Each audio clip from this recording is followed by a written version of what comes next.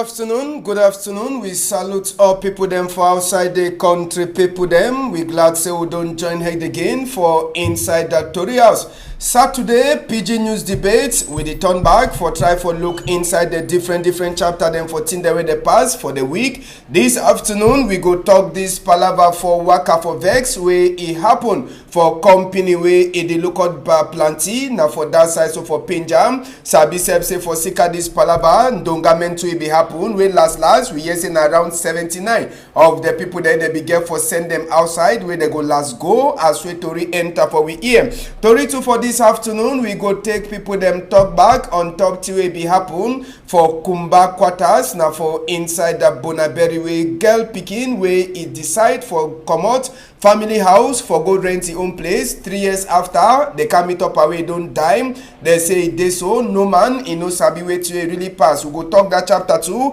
Inside Palaver for Politics, we go talk as way Honorable Audu Cyprian Bayam. He talk say no go waka on top blood just for Sika say he want enter back for Parliament next year. As we don't take pension say no go enter for the Palaver. Now so to Tory way meet up with this Saturday. He tell we say someone he been one of the youngest if you no make mistake for inside the CPDM for Fako East constituency member for Parliament Honorable Frix Ngeke Etoke where he don't come out. He take by force pension from CPDM. According to he talks in some big people them for inside the CPDM party for Southwest they don't make it open eye. So for Sikada one, he don't come out. Plenty of the one them plus palaver for Professor Maurice come to people them where they say DO they play them 419 for sign their book them. We go try for look inside this palaver where they happen and Sabi Seb say we get this case too for cholera where it pass for Bakassi where it cause plenty confusion. Inside Tory for this afternoon I get Oga Ajang Divine. Oga Ajang, good afternoon for you.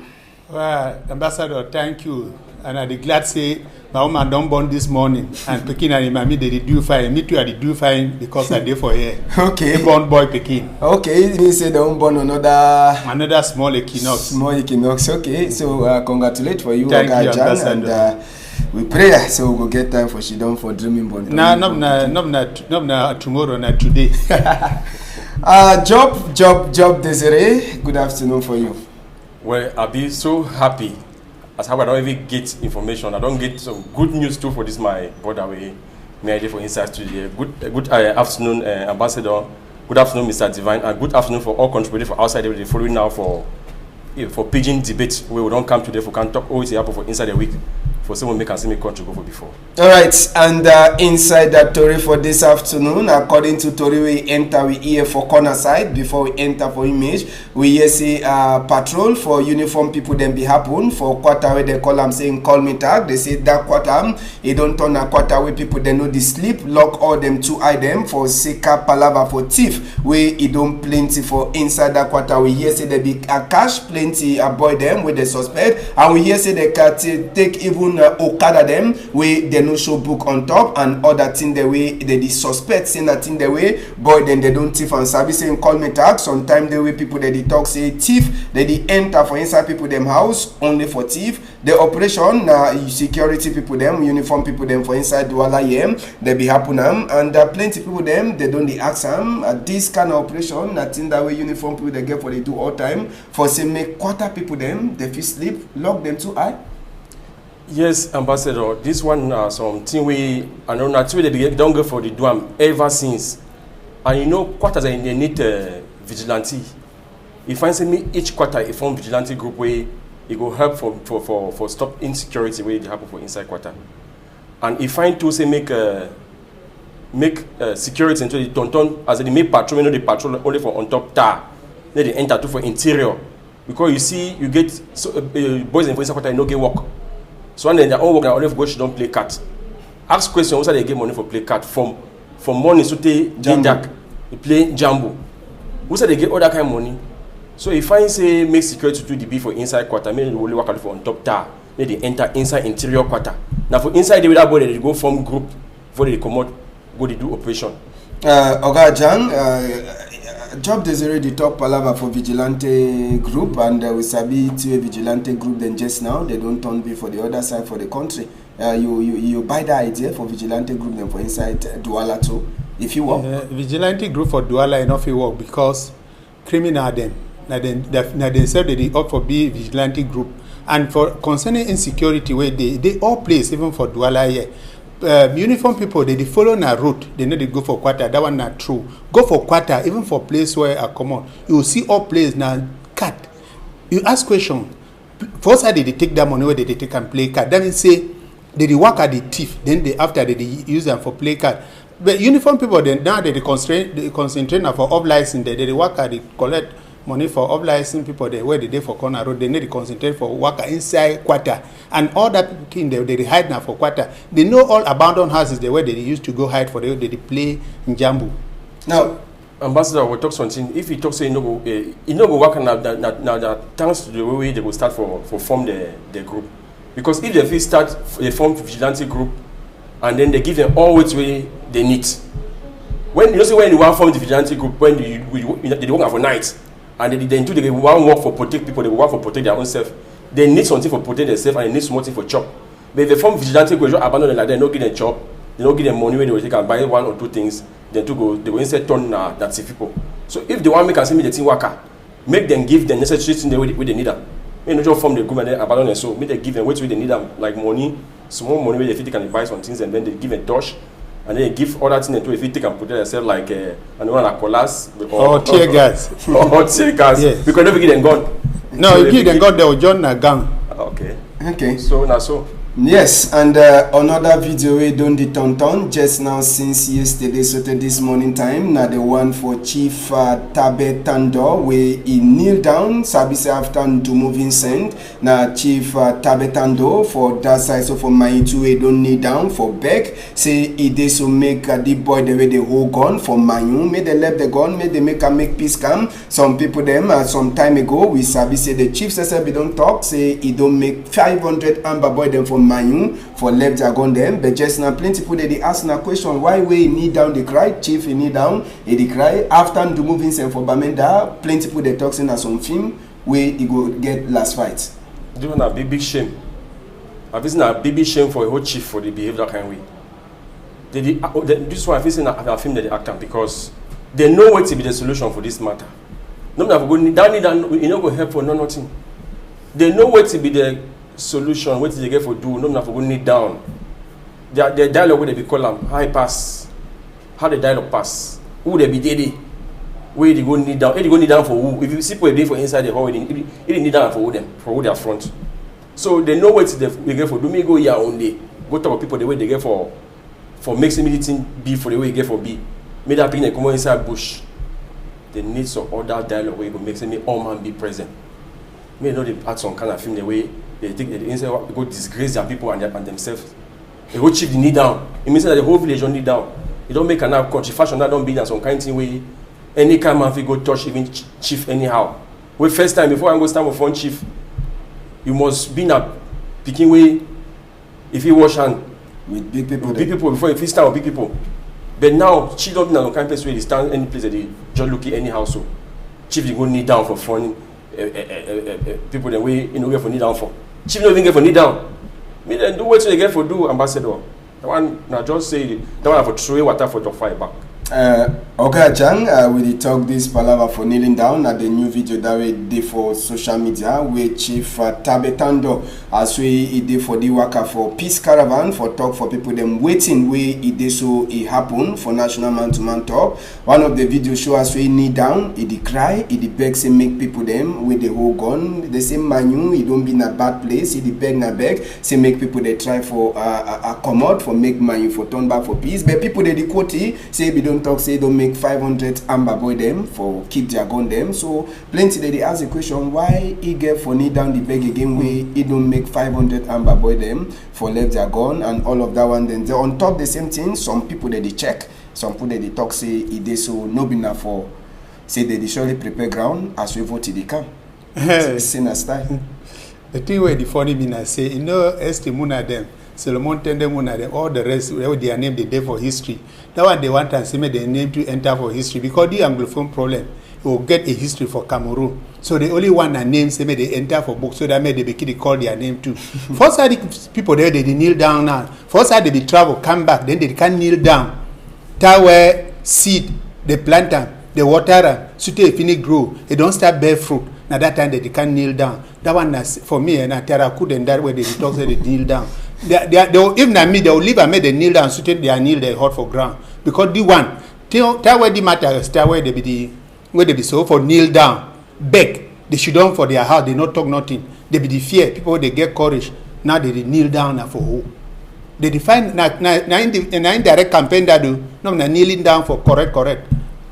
Okay, we left that chapter. We get to own palava for inside this Tori PG News debate. Week way pass, it be then a week way work people them for some workplace for inside Pinja. They call on a PHP. Now people the way they work for inside Plantibe. Plenty of the way they be vex. It be then a security guard them with they be vex inside the week. They got them. They vex say they so they be sign contract with the company and it shows say the contract time it never even end. But the surprise say the company call them, he start give them small money, then it talk for them say they work again, they no want time, and where they so they don't sign a contract with them. On top the palava money where they so they get for give for this work people them according to them. He over small say I wait where they be one time. Now say if they want end contract with no be na the work people they say they talk say they want stop work. Normal they say the company be get for calculate moon them with the people that they don't work plus moon them where they never work with they for inside the contract before they pay them for them. So for Sika that one, now we work people them or the security guard them for inside this planty company. They cover the whole office. Now 2 days when no man no enter for office. Now so to no one person no come out for outside the office. All the one for Sika Palaba say they want end the people them work by force and where they end they work by force where they never respect the commander. All kind of talk with big people they can't talk for them. This security guard them. They also block our office roads and even road. Say no man no go come out, no man no go enter for inside the office until they try for see wait the fee for do on top this their palava. And just for Sabi say after this vex for number 1 day, number 2 day, be day easy at all as way population be so continue for block road say make motor come out, motor no enter, no workman no go enter, no work person to no go come out for outside. So wait till uniform people they check say the fee for use and do na tegas where they start for 3 a.m. for that side. So for talk say make this people the way they vex make all them they wrong come out left that door dom up for that binet for that company. And Sabi say this tegas where they try am to no be only dena for chakara the people them the tegas it be meet up people them right for inside quarter them where people them plenty of them where they no be even the part for the two way it happen. Sabi say this arraignment it be concerned not only security guard them for the company where they be did them more than 90 where they want just end their work. So we hear say after this small after the tegas where they try am security in Dongamen crisis one way concern of time with palava them it be happen and they be don't make small agreement says they go left 79 say inside the number say around 79 they will go as we to re-enter for we here. But after number 2 days Sabi say as we the chakara this security guard them they no be so as fit for stop as we they so continue for talk saying that their right where they the ask them say me they no use power on top their skin. Oga Jang you said that you don't follow the Tory as we the apple will be talking for him. Plenty people them they check say no be this tegas be then at the best way where they get for take chakara people them because when you look inside the palava in the proper it shows say these people them they get small rights say they get contract but they want end them their contract for halfway and on top that one they know they even pay them the correct money where they be get for paying for them. Ambassador you say they get small right, not small right, they get big right for thing where they do. Why it be say if they never strike for Cameroon they need to follow up their matter or the problem I say in civilian they not get tear gas. I never see no one day since where they born me for the country say uniform people they don't strike. If they be the strike, if they be the owe their money then they know the pain where people they suffer.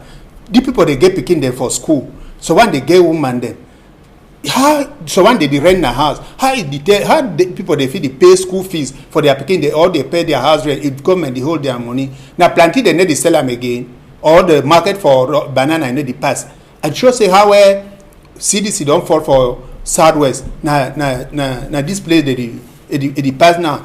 Why did they owe their money up to that number of people then? And then they want end their contact where they not where they not respect the commander where they be talking before they will take them for work. So for me, I'd be very sad. May uniform people they taste one day.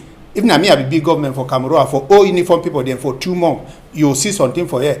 And they use tear gas for people. They made they see how they will what they will use them for them too. It be so bad for say man you can't end money work where you not be prepared. When the talk say make the old uniform people them for even 2 months, we sabi say someone be don't pass the one day they be go fight for Central African Republic. Will be member where they be make small worker for vex. You know to be happen after they be give some of them casting go for back. Yeah, that might be being a prim, not their salary. It be being at their prim. Their bonus them. Yes, it be being at their bonus. But they do they be suffer for say you don't work. They need to give you money where they supposed to give you. It be bad. I is sorry. And this government, in fact, Omo not fit washer, so take clean. Well, they think they made me at the last plenty, Ambassador. You know, Cameroon, it did like some film where they act where it did part 1, part 2, which will go on for Cameroon. If you do a season film. Yeah, if you do a season, it did like some film season where they call and say prison break. We get season 1, season 2, season. The way Cameroon day. Some program day for Equinox Radio here, where they start from 4:30. Some talk they ever talk for the way that talk they ever sweet me. They say if they explain Cameroon for you, you understand. It means that person not explain for you well. Say if the person explain for you about Cameroon, you understand. It means that person not explain for you very well, because the kind way they go on for Cameroon. People they go strike on their rights. With them say they know say authorities they know say that way they on their right. They go send military. Military come for can't calm down situation. When I don't come, I know why those people they strike. And they strike, they know they destroy, they need to break nothing. When I come for calm them down, for what they happen for inside them, they talk until they hurt them. When I say can't trade tear gas. When I can't trade tear gas or play people in the way they don't even concern them. Because I say for that people they strike some calm day for some calm day. And plenty of the people then for they come to the. I watch like also the interview woman the way so one don't go hospital save money no day for even pay. Small picking day for on top bed they don't trade tear gas. It don't affect you.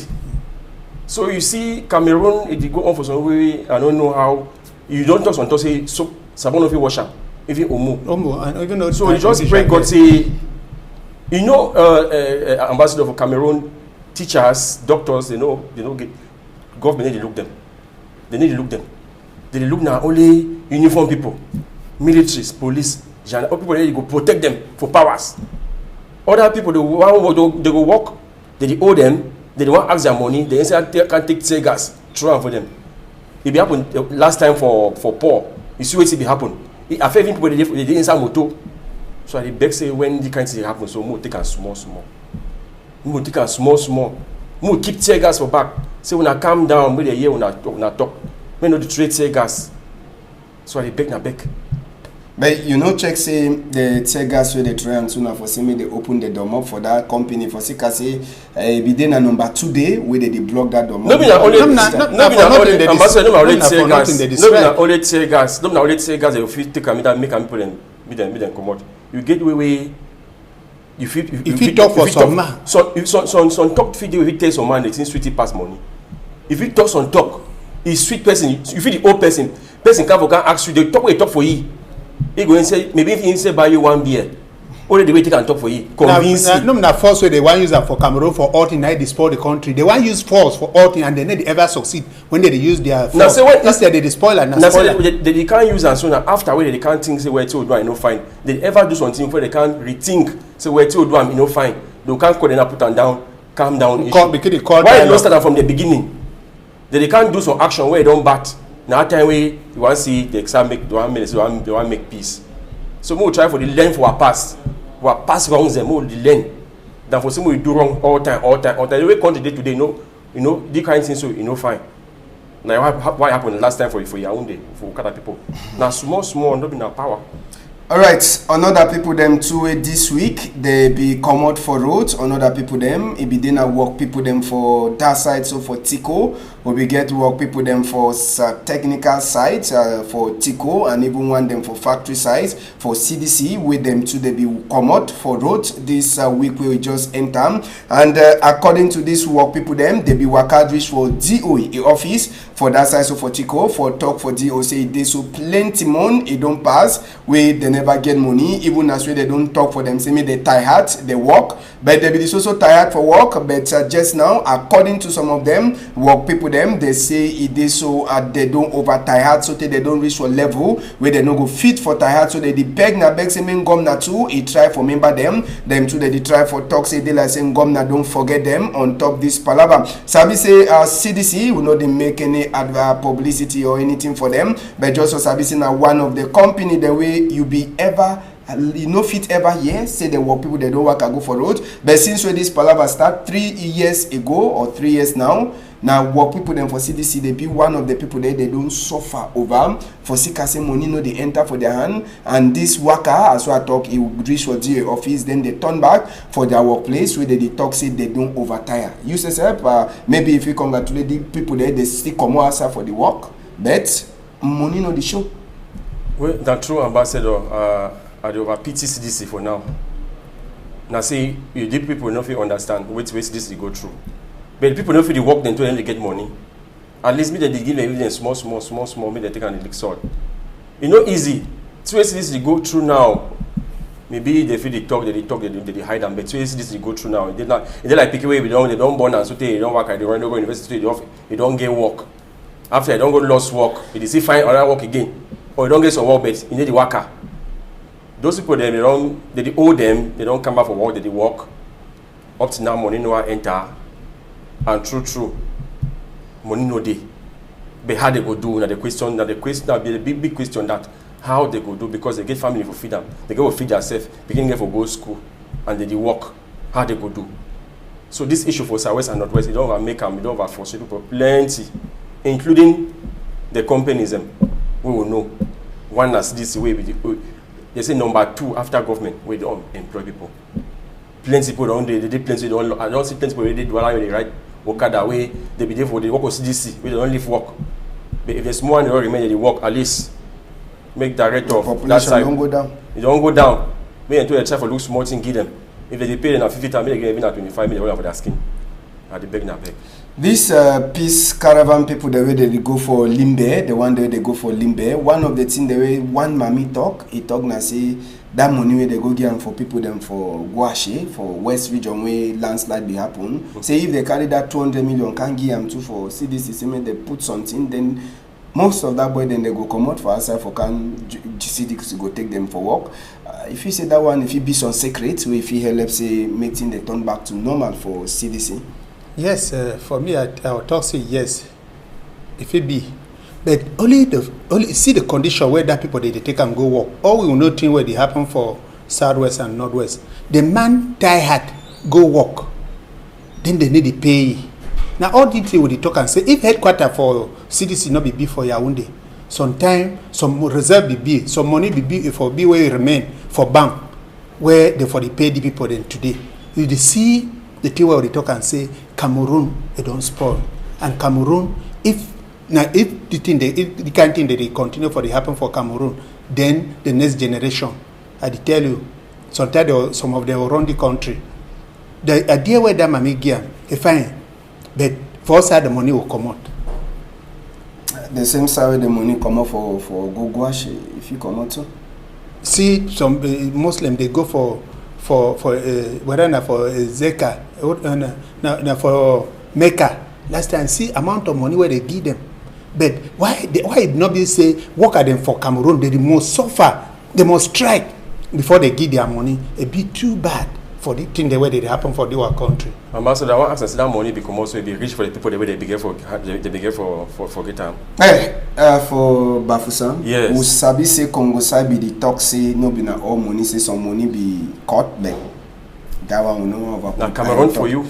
We just need for continue life. If we overlook now for cut your neck. Well, we will continue for this side. So for inside that Tory house for talk on top this other palava way pass. Country people them. This other one it concern this die body for some girl where they be meet up na for inside some quarter where they call am say Kumba na for Bonaberry na Douala for subdivision country people them where they meet up this die body for that side. And as we Tori house in land for Kumba, plenty people them for Kumba inside the week, they no be fit for breathe better SF as we the whole it is smell na only woman wey person wey don't die, and last they can sabi say na some woman where they call it say Solemuna Rosalie Law, and this woman we hear say get around that kind of 36 years. She done with a family some half time, then it come up for a family after we hear say join church. They say a family, a papa, a been a wishman, so you know be even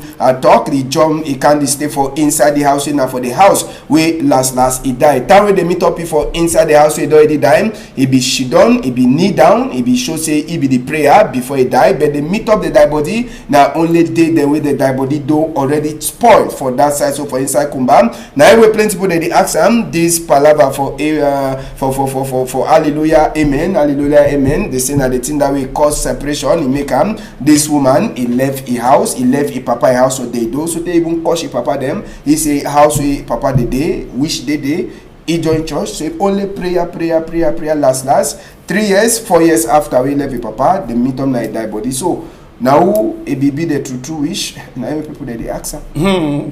That's it though. This particular thing where it happened, so it happened for our corner for our quarter for Bonaberry. Asabi. And then that same person where died, so he auntie and I mean I would work together. He tell me the story. He said when the girl be see, I said the passport road, he run around, go enter for house, say na wish. According to me, now that girl be wish. Because some when they talk palaver church then too. The church the way people they talk say they go today. So one they been a sect where some one they been a nyongo people place them. How they fit tell say your parent the way they born you, where they not kill you till where they small. They make you grow. After you don't grow, then pastor where sometimes na be wish. They tell you say your parent they been a wish. They that start jump run for inside Susungo say they fear them. That one. That sometimes be the praying God be the praying at Satan. Yes, Ambassador, any church where you go there, the pastor or the prophet tell you say your family or some person there for your family in a witch now they disturb you. Think twice. You get for think plenty. I say any church where you go for there, they say now because of your uncle, your papa, your auntie or your sister, now it make you be so. Or now that person be witch. Ask you plenty question. Okay, after he talks people in a wish, now how he do? He do wait after he go deliver the people there. Even not true pastor. Yes, it's not true pastor. He go say, can we go for day? That your papa na wish man. Your family na wish people them. We'll go deliver them. All things will be fine. Because say, okay, you want to protect now only the girl. You leave a papa when a wish man. Me they continue the wish people there around. The family they die. Why you no find all kind of way for make and go deliver the family? For say make the wish is stop. You don't instead find way for move that girl, move and put her for outside, kill her. Chakara the family because now we're talking and saying now you don't kill that girl. Because if true now that church be a correct church, when that girl for come out for their family house, you go stay for Saturday, be stay there so they pray all time. Like maybe they give a bit deliver, then it deliver their own family too. Okay, now he don't die, who be wish? So who be wish? The so if the one catch, if the one punish any person, the pastor hand they no clean too. The pastor hand no clean. They go for catch. Because now he don't make that girl come out for that house. Go stay for inside every day. So he die. That same day where that girl die, as they be carry the body for go for place where they go bury her, they for carry the pastor too.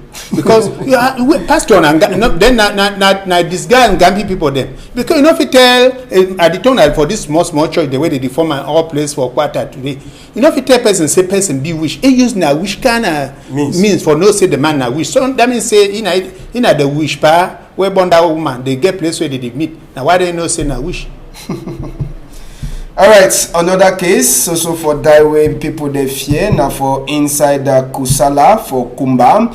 This week they be go comot dig comot some die body. They say na some girl way to the bury am, but sabi say Kusala na one of the red zone them inside Kumba, where they don't call and say ground zero, and uniform people they be dead them plenty. SDO, State Council, DO for Kumba 2, all them they be they present after when they discover say this so they don't bury some girl for backside inside some bush. Now then say take time for dig the ground where they don't bury the girl for that side, so for inside Kusala take time dig and so they as well they dig am sabi to self say for outside moto e be the way e the wait for outside moto the way the wait as well inside the dig and for take time say me they not cut any part for this girl way e don't die, so as well they dig am after they finish dig moto say be there for outside way be the wait for this people there they be the dig am the uniform people them for come out for outside according to Tori where he enter for we EM immediately as way e dey, so they bury the girl for inside that quarter for Kusala. Now so to population for Kusala too they don't run come out one day they be the shidon for that place, so as well they come out the die body now for Kumba hospital co-house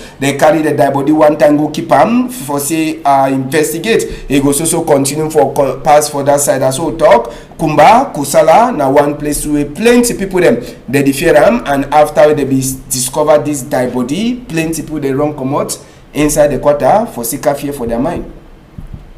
Sir, a bit too sad. Say they were bury person, they not make die. If they not find the family, then they go bury so. Ambassador, if I want ask, oh no, till what happened, then they kill that girl. I will know now who them bury. Oh no. And now for side they bury, now for backside her. That means say whether not for their compound or not for different money compound to go bury. That means it met uniform people. If true, they teach the how way they make investigation. So one day they make and they get result. So one day they make and only hear how it don't happen again. May they try find out for city where it kill that girl until they go bury where no man no know. Whether a parents them be they know or they don't know. But now say we tying the people then to where they tie hat, they lie uniform people then dig and move them. Say may they go put them for cool house. May they give proper burial. Yes, so you talk a palaver for investigate service, so we'll try for ask even the big people that they be present that day. No man ever feel for talk, all man in the witness say they go make investigate, who knows sabitary the result go come out. Season film. I was talking a part of the film and that way they go on for Cameroon. Because na sacrilege. They say they bury the girl alive. Now so you hear? Yes. Okay. That's what I hear. See, they bury the girl alive. Now, who be they they bury the girl alive? Who show people they bury the girl? And why authorities they know the talk or they want to make investigation go on? Yeah, because they ask them because they say key one of the boy the way they be buried the girl is the key one. And the other one they be at the run they find them. Who be those boys them? Why they bury the girl? Who knows they bury the girl alive? Or maybe the house where they bury the girl for corner. The person be there, you see how they bury the girl. Now you can't show you where they bury the girl. So they say, Cameroon a country where if they tell you, explain for you, you understand, let me say, they don't explain for you well. Make them do investigation, fine, ambassador, they come out with the investigation. Tell you because they never say they don't open investigation. They need to close when they close them, they need to tell no man. We don't know why they close or not. They don't open, okay, we don't open investigation. We don't close and when, we don't know. Because they don't open plenty investigation for the country. If you want count time, you know fit, you know finish. They don't open investigation. Open. Close, they need to close. Now so one this again, don't add on top of that one them. Who bury the girl? How they know say bury alive? Who go show them? Who go show you they bury them? And ambassador, me I know say when they don't they don't do that kind of thing, so before they want to go move them. Some kind they get to do some certain things before they go move them. Because they go discover one time uniform for they dig and move them. So question mark did they plenty. They think they really go on for southwest and northwest. Before you one can stand, they get to do plenty country fashion. They get to do plenty. Sacrilege over plenty. They can't not be fair for that side. First side. Kumba be a peaceful place. Even though they be told say Fiango will be now. Yes, Fiango will be, but they nobody kill. Small rough line. Where you say you don't make, where you say Kumba, Kumba, he say they make some kind of thing, some kind of document them. He say, come on, Kumba, Doki. But the blood not be the true way. The blood not be the true way like now, so. Now, so blood don't over plenty, so the beg Papa God say, make calm down. You don't overstay. Make it change and stop. Make all things work fine for that side. So I beg, when I don't open that investigation, when I unlock and when I tell you, we could know what really happened with that girl. Okay, and just for Sabi say with this also wait result for another investigator they be get for open and for some girl too a deal like say they be only pressing a kill am for that side so for Fen Goodron on Miss Paul for inside Douala here. So now at the meeting with the family people them all time, it don't pass 1 month. The results it never so come out. They don't last bury the girl as we hear the family put the detox anytime they detox say give you 500,000, give you this, give you this. So they put them say they don't tire for the give that money. We investigate results. It never still come out. Now inside Douala here, palava for urban disorder. Maybe we thank God say the one it happen with population or the people that they make binet for Granga. They no be don't come out for that morning time with this motor. He carry Mimbo. He lost control. Then he enter for road for that side. So for Granga. People there they sabi this side fine. I believe say na nouveau route na so no yes, but na the nouveau route na the new road that way people where they just open up. Yes. The old road then are for back. So people there they ever pass on this new road for that side. They call it a nouveau route for inside Douala here for Bonaberi. Now for them with the motor, it make accident and it make accident for early morning time where it is so people them they no be don't even cancel for the come to their binet bed. Now the pole for light he stop that motor. If no be so, if I continue for work and I can't go then that for people them where they don't live and where they get for come the next morning time for come make their binet bed, the motor don't pass, it work all on top the palava. Now palava for urban disorder and I think this way Ajang, if population therefore already start say for day go for here and some other story as we hear the end kind thing them for inside country. Ambassador na bomb where God don't stop and so many don't explode. If that bomb for explode, I didn't Bonaberi, Grand Ga market dinner for route, and I know the population where they for Grand Ga market. If the can't be happen that way people they don't be for market, I tell you, then some cup they don't go put on for concern by melon Tico Beya because mortuary for flop. And all the thing then, when would they talk about this other more they talk the kind of motor they do where they work for route. I don't know. I tell you, the country don't pass way. All the motor them. Now accident. I just say they go do visit training before motor start work for road. But take them pass. Which motor fine and which motor not fine. Which motor be qualified for work for road and which one not be. Oh no. So we thank God. Say plenty people that not be for market. And I'm not sure say money life it all lost. No man. So, but the two way he make him ask question, man adimo tomba for day. The two way make a ask question and say after people they even can meet up the motor, they don't make that accident. Then okay, see corner motor, they put their binet, they also continue for sale. Then okay at all. They also continue for their binet. They don't even fear for their mind that they say no, this thing if you for meet on me. They see how they say I'm not just for corner. Let me say at the country now for a year now. We need uniform people for can calm them down, drive them gently. Sometimes no one not come, but place where they no be so for go when they hear say tear gas for people their eye. Now place where uniform people they be them for say may they calm the population, send them away until may them move the motor. But it happens so people they put their market for corner. No man need to talk. Now really disorder for this Douala. I bet you. Yes, Ambassador, I used to work for Douala here. I asked myself whether this Douala it get administrators. It get a really good administrators the way they keep the town, they look at the town. I used to ask myself this question. Because if you work inside Douala, you see the urban disorder where they inside Douala. It could be like say Douala just be abandoned on its own. It just did like that. Any man do own thing as he like. You guess how people they work away, pedestrian they work. You no get no right. You work on foot. Okada they can come say shift for road. He talk for you, say me. You even place it, they jam you. So we just thank God say that motor one get that accident. So we maybe been out for some early hour we put no can market because I know that market fine. If we been out during the day we put on can market, people will die plenty as Mr. Divine talk. So we thank God. So I didn't even beg the authority because I know say before the one to make a make Douala he get the order where other towns and get them, he go hard plenty, he go take years. Because people don't be used to. You check say if some person will get hot blood, then he continue forget the hot blood. He should on top chair for some time. They will send him for prison.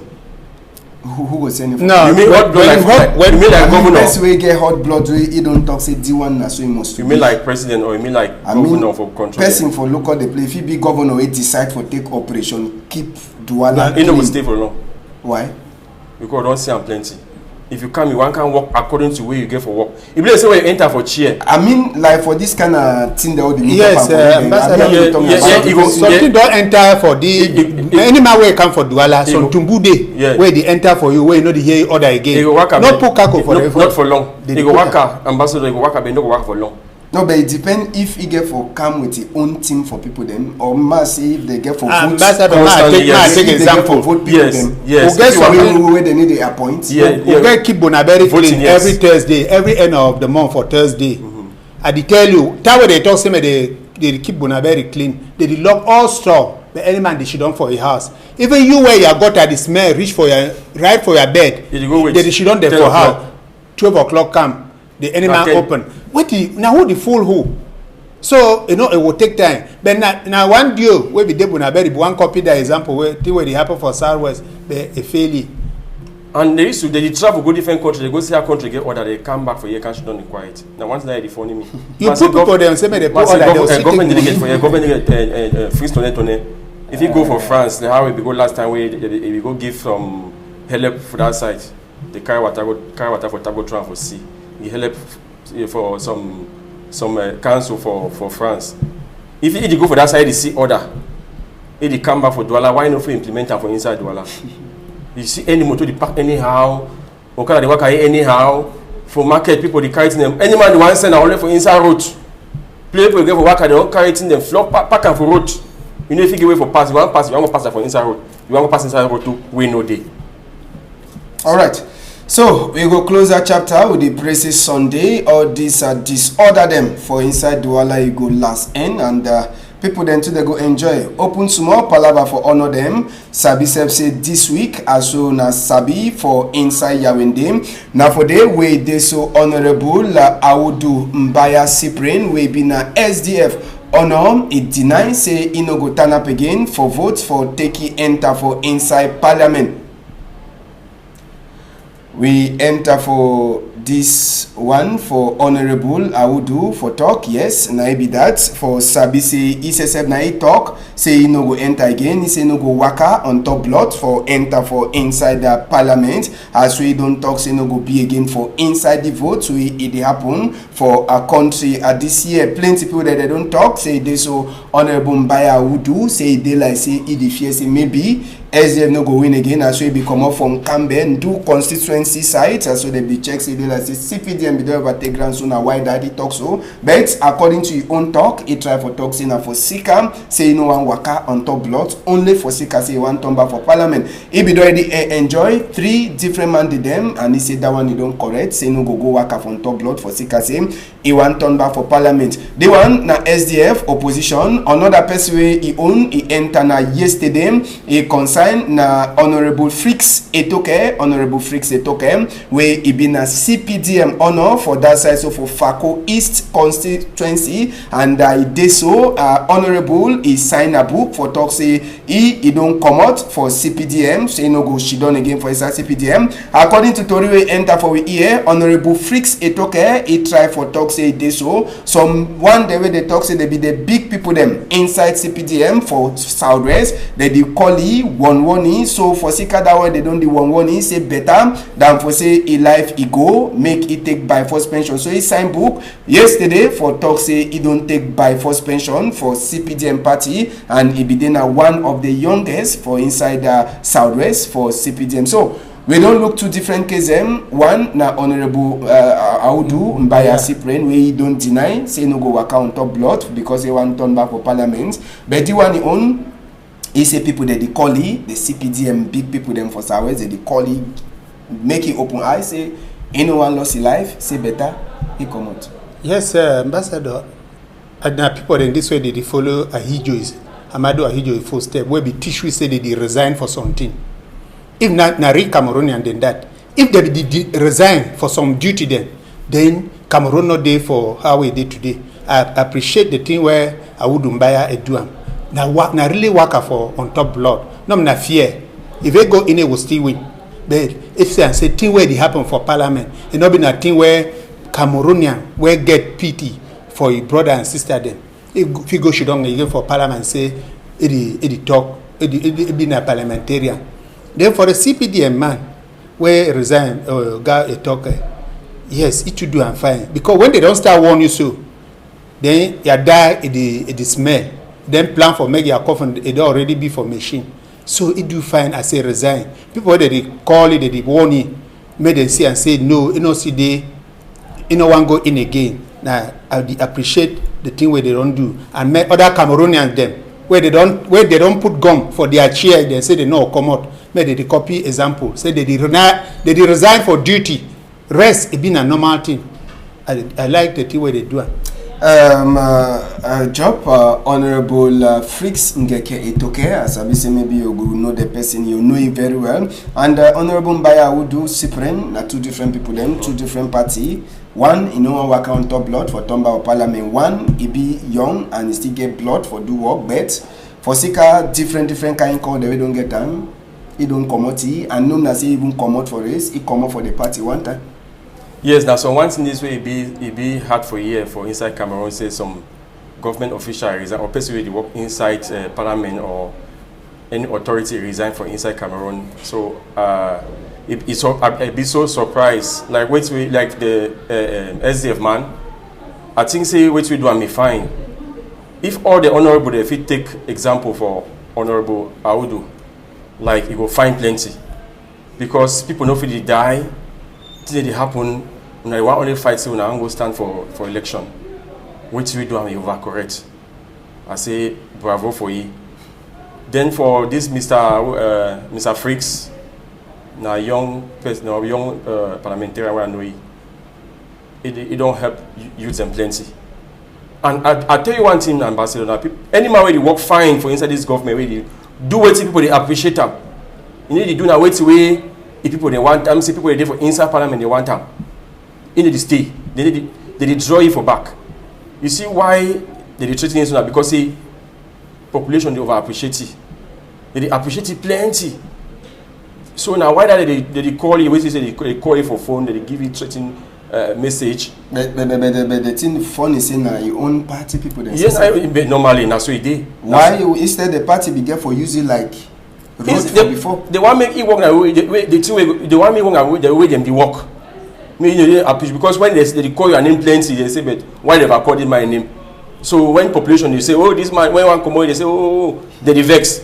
So they say they don't want to make it stand again because if it stand again they know they appreciate them. All right, and just for Sabi, we get some more time for finish, but just for Sabi, say Cameroon Renaissance Movement people then too, now some another group for party that we trouble a day for inside them since DO them, they don't deny say they don't design their book them, and the one for ya when they be bad so they block them up for DO, say as we DO don't they turn them, they play them 419, you know one sign their book, say better they block them up, say any man one can do something for DO office, you know go enter, just as we DO don't they give them trouble. No, now only for Yawende, even for Konsamba too, now the same thing will happen from Konsamba where they deny for sign their book them. So it be na trouble, so plenty people they ask them if na fear or na say they DO them too they play their own game. Ambassador, Tiwa want talk na fear. Na fear they make them deny because they know the spirit where Cameroon Renaissance Movement get them for the country, and they know they for city where when that man there for chair go do. Now what na fear they make them na say they not like the party, but if they sign book, that man wake up again how this with the spirit where we wake up and for time for presidential election. If you get majority people. For the parliament. What they talk? I used to talk my thing then for here they laugh, but it can't happen. If na fear they make the deal they fear for sign books say make that people then go make Maurice come to a party they go ahead. Who say democratic they will the practice opposition for me no day for Cameroon because Cameroon the government a dictator government they the one for do nothing where they tell you no nothing where you want to do. I quite remember some media be don't interview me for my office one day, like for about this Anglophone problem. As I tell you, they tell me say I talk so. As I talk, so I not fit talk so they seize their microphone for my mom. Till today, till I be talk, they no sure. So Cameroon made them no get fear. Banana where must ripe. Whether I put enough for water, it goes so ripe.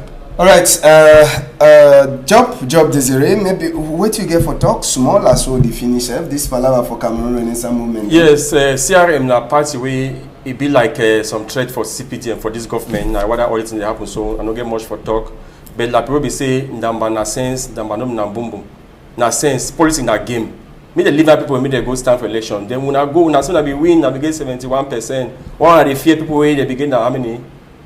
When I get landslide victory, one of the fear people they be just number 3 or number how many.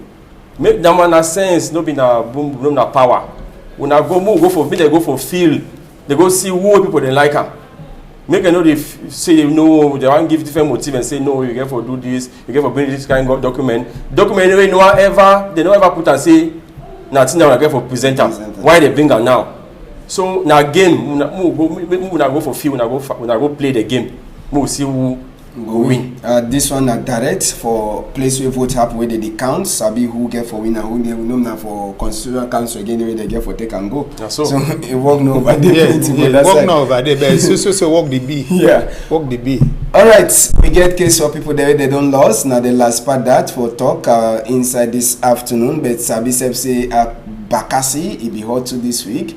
Palava for cholera will happen for them. Maybe we will turn back inside next week with the other group for people that will meet up or talk Palava Bakassi in the proper. We get this woman where they call him say Asna Musa. He get 20 years and they talk say now Masa or woman for Bashiru Habibu where he did so he don't run house since on number 20 day inside this moon and Edi she done for that side so for New Bell. They say that this woman he be come up for house he be way up and down way na so rapper material way he be so plus on top that one it be get till with the column say waiting it be get her tie for on top his skin. They say the woman it dey fine, you know, it get no problem and it talk fine to as way to re-enter for inside with ear. So Oga Bashiru it beg any person where it dey so he don't see this woman make it try for call the number the way they did for before tele 699 031 681 697 520 691. He say plenty dash he go wait person or he wait any man if you see him.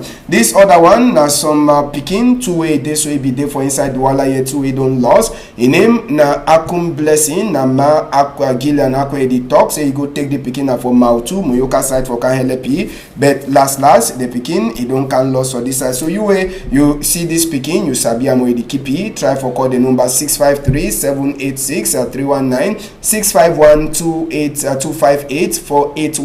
Last one na this mami we don't talk about you don't talk about it plenty. In name na ma photo ne Simo Jean na the other person that way he don't lost we dey bring am for now for this afternoon. Now that mami they talk say come for loom Saturday number 19 day for October. Since that time they never sabi the mami he don't go. So family people them for photo they beg any person where he don't see this mami make a call the number where this for before tele 677 740 210 696 101 370 or 677 141 217 as soon I don't see am so. Rebroadcast for Tori, he go turn back for Sunday. For some time, Mrs. F, I go come back me one for Monday. If Papa got the left for a morning time, 8 o'clock for Briona Tori, we don't pass inside this week. Thank you plenty, Job Desiree. Thank you, Tori Masa. It takes time. I trace a lot for all the members them for Equinox Pigeon Group and takes time too. I say happy birthday for my daughter. Okay. Wait tomorrow make it +1. Kemran Kelly Kestin. Okay, I want to say thank you to Oga Ajang. What time don't finish. Thank you for your time. Thank you to for our meeting 2 day for end of this month and development meeting for all Nyan man. Okay. And daughter may they remember Loom. Okay. Thank you, Various. Thank you, Innocent Abega. Thank you, Malis. Thank you, Nadine. We go meet up Monday on Aulam Tight.